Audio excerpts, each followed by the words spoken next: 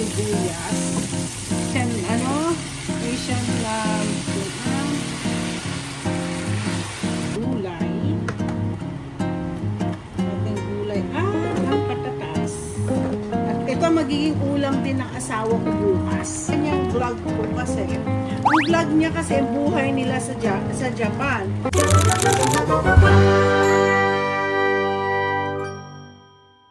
Okay guys, di ko alam kung ano ang aking dinner for today. Pero meron po akong carrots, meron akong patatas, meron akong chicken. Ayan. Tapos meron din po akong ito po, meron pa akong frozen na to. Naisip ko kung ano gagawin ko sa pagkain na ito. So, ngayon ang akin naisip ay siguro gagawa ko ng curry. Parang chicken curry. Na gagamitin ko po itong Japanese to eh. Ito yung flavor. Hindi ko na kailangan lagyan ng Hindi na po ako pwede. Hindi ko na kailangan lagyan ng gata. Ito lang. Simple lang po. Teka, pakita ko sa inyo kung yung tsura niya. Andito po. Ito po ginagamit ko po na tawag nito Premium Vermont Curry Sauce Mix. Sandali lang po ito. So for sure darating na asawa ko. So hahatiin ko po ang ang chicken. Ang chicken na ito, actually chicken legs lang yan. Okay? Naka na siya, tanggal na boneless na siya. Leg, ito leg to, ay 4 na piraso lang pala ito. Ay, naku, kailangan may ko, lagyan ko siguro ng madaming gulay. So, hahatiin ko lang siya sa tatlo, para talagang, lang siya, chicken na flavor. Yan, yeah. Okay. So, nag-iisip ako, meron pa ako dyan na, pork. Imimix ko na lang kaya yung chicken at saka yung pork, no? O, kundi wala pa naman si hubby from work. Dapat nandito na yan. Anong oras na? Gabi na. Oo, maaga akong umuwi dito eh. So, eto lang po siya.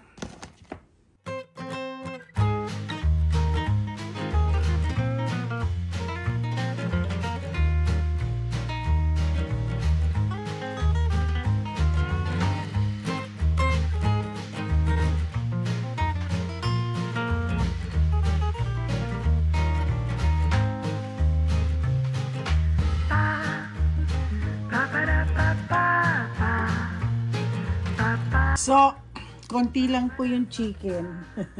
Ito lang yung chicken. Lalagyan ko po meron pa akong natitirang pork sa ref. Na-defrost ko na siya.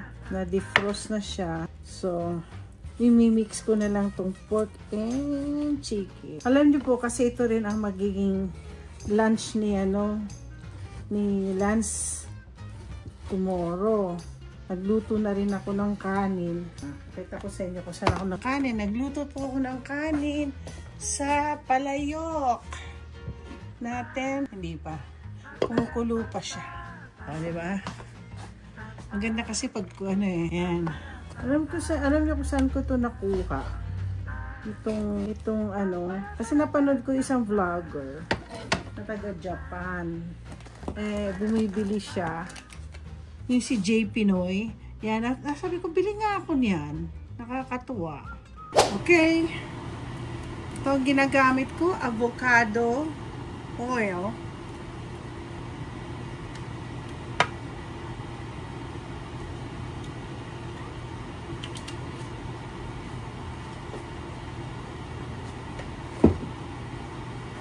So, painit pa ho yan. So, ako kasi gumagawa na ako ng sarili kong ito po yung giniling. Mabango pa rin po siya. So, lalagay na po natin ang ating, hindi siya magkasya. Okay. Hindi siya magkasya So, yan, minsan tamad na po kasi ako mag ng mga bawang. So, ginagawa ko po ay ganito po yung nag-shed na ako. Tapos, nilagyan ko ng olive oil din yung nilagyan ko din po sila ng olive oil. Okay. So, meron tayong bawang. Bango na yung bawang, oh. Tapos ako naman, pag nagka-cut na po ako ng sibuyas, ayan na po. Pero good for 3 days. Kailangan maubos ko na po ito.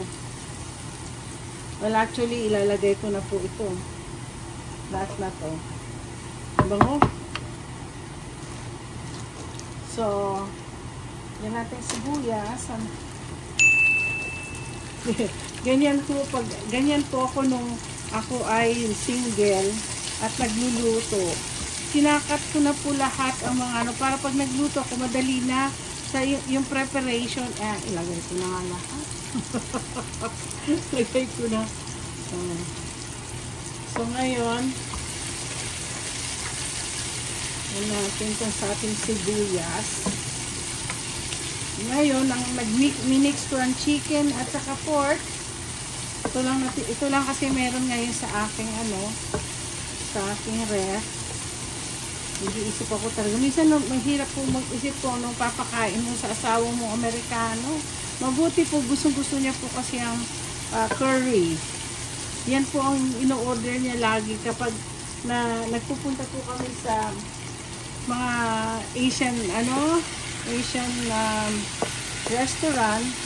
Ayan.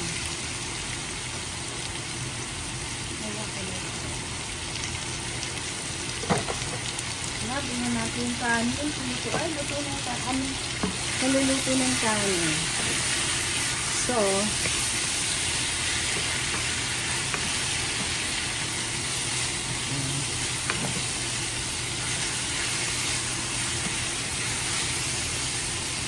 ay, ito yan.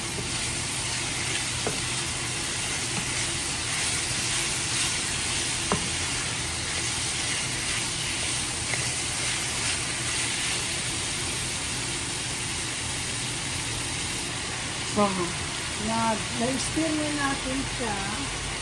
Ang gagawin ko is maglalagay po ako ng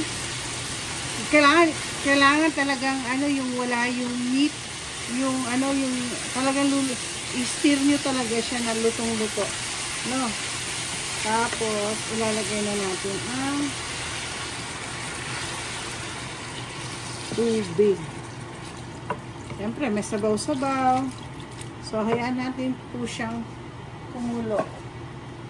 Pinakamadali lang po to. Madali lang po tong lutong to. Walang no-brainer. Lagay ko na nga to, sayang din yung no-brainer po talaga itong niluluto ko. So, kumukulo na siya. Ilalagay na natin ang gulay. Sa ating gulay. Ang patatas. Patatas. Napakasimple lang po talaga. Pero alam niyo, gusto-gusto ng asawa ko to. Yan pala natitirang patatas ko ngayon. Kasi naka-order ko lang. Nagpapa-deliver po kasi ako lang. Tapos ilalagay na natin ito. Saan natin pwedeng isap o lang. Mild lang po ang kinukuha ko.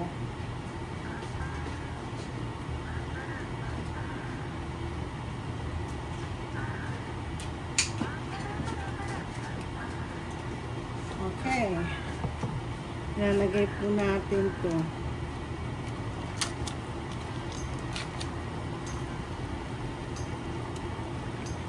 Titingnan po natin kung okay. Ayan. Bango. Andito na po kasi lahat. Tingnan mo, ganito itsura. Sa Japan yata. Ganito kasi sa Japan. Japanese to eh. Yan. Ganito po yun. Kung kumakain kayo sa Japan na parang chicken curry nila. Ito na po. Nandito na po lahat. Gagawin ko na pong dalawa. Para very thick po siya. Ay.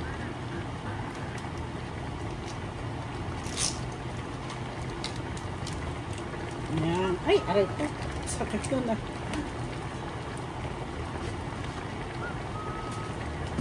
So, tingnan yung kulay nito. Para siyang ano, para siyang nito, para siyang chicken curry na rin. Ha? Chicken and pork curry. Tingnan, nakita niyo yung kulay? Kita niyo po yung kulay, nag-yellow. Ayan. Ayan po. Papakuluan natin ito. Dinamihan ko lang po yung sabaw kasi masarap po yung sabaw. Ayan. Patutuyuin ko na lang yan. Dinagdagan ko po ng tubig kasi natutuyo. Kailangan kasi po gusto ko maluto talaga itong patatas. So, itong klaseng ano ko, ang sarap na. Ilalagay ko itong mga frozen ko na ano, red bell pepper. Parang ano siya. Yeah. So, yung ganda tignan ano. Red bell pepper yan. Siguro lagay ko na lahat. Yung mga red bell pepper ko po, naka-ano yan, naka-frozen talaga yan. Yan. Kaya ko mo nilalagyan ng maraming gulay para ang asawa kong kumain ng maraming gulay din. Masarap siya. Gusto ko sana lagyan ng cauliflower, kaya lang wag na. Meron po kasi isa akong luto na cauliflower din. Siguro tama na to. Lalagyan ko sana ng piece pero wag na. Yan. Ito na, luto na. Kaya lang kailangan anuhin ko to. Palaputin pa ho siya. Masarap. Ay, naku, napakasarap ito. Subukan nyo sa tingin ko. Diyan sa Pilipinas, diyan sa mga Korean store or ano, meron siguro silang ganun na ano. Yung napakasimple, hindi nyo na kailangan lagyan ng gula, ng gata, lagyan nyo ng curry, para ano. Ito lang yung pinakasimple. Ito yung kinakain natin sa, ano, sa mga Japanese na restaurant. O, diba? Shout out kay Maring Lulu at saka sa BFF kong si Mayan. At itong ginawa kong, tawag nito? Curry is, ay, ginamit ko ang ano mga Hapones. Oh, nakuha ko itong idea na ito. Yung pinakita ko sa inyong cube kay J. Pinoy. Nanunod po kay J. Pinoy, yung taga Japan, na nakakatuwa ang kanyang vlog po kasi. Ang vlog niya kasi ang buhay nila sa Japan. Tapos pumupunta sila sa grocery, tapos mismo siya ang nagluluto, napaka niya sa trabaho lang yung asawa niya, nakakatuwa yung anak niyang babae. So yun, pag nagluluto po siya, nakakakuha po ako ng idea sa kanya. So, ito magiging ulam din ng asawa ko bukas. So guys, magpe-prepare po ako ng ng lunch ni husband. Luto na po kasi yung aming curry. So, meron po akong container. Tapos lalagyan ko, kukuha ako ng kanin. Oo, malalagay ko yung kanin dito. Para pakita ko lang sa inyo ito. Alam nyo kung kinakain niya to eh. So, ni-spread ko yung, nilalagyan ko po siya ng kanin. Tapos, so ito rin po ang dinner niya ngayon. Oo. Ngayon, nilagyan ko po ng, nilalagyan ko po siya ng, ito. Nakakatuwa po talagang paborito niya to talaga. Ay! Ako nahulog. Munti ko na nahulog. Ay! So, papakita ko sa inyo ang lunch niya bukas. Lunch niya to bukas. Dinadamihan ko yung patatas. At saka carrots. Gusto niya po ang carrots. Ayan. Tapos, lagyan natin sauce. Mga sauce na yan. So, ito na po ang kanyang lunch for tomorrow. Okay?